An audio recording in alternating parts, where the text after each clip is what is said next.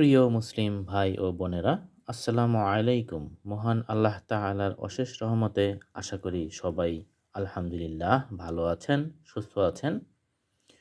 প্রতিদিন রাতে ঘুমানোর আগে ৬টি আমল করতে কখনো ভুলবেন না।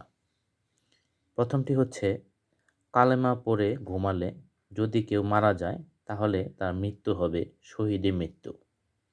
দ্বিতীয়টি হচ্ছে দুরূদ শরীফ পড়ে ঘুমালে মৃত্যুর পর দুরূদ শরীফ হবে সুপারিশকারক।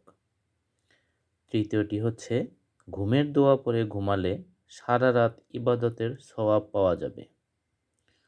চতুর্থটি হচ্ছে আয়াতুল কুরসি পড়ে ঘুমালে ফেরেশতারা সারা রাত পাহারা দেবে।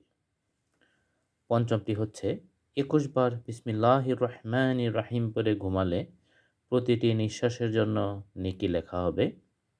এবং সর্বশেষটি হচ্ছে আস্তাগফিরুল্লাহাল্লাযী লা ইলাহা ইল্লা হুয়াল হাইয়ুল কাইয়্যুম ওয়া আতুবু ইলাইহি ৩ বার পড়ে ঘুমালে সকালে নিষ্পাপ হয়ে ঘুম থেকে উঠবে।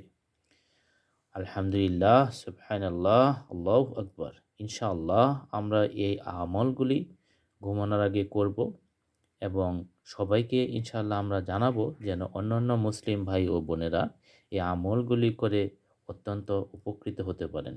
সবাই ভালো থাকবেন, সুস্থ থাকবেন। ইনশাআল্লাহ পরবর্তী ভিডিওতে আবার নতুন কোনো টপিক নিয়ে দেখা হবে। আসসালামু আলাইকুম ওয়া রাহমাতুল্লাহি ওয়া বারাকাতুহু।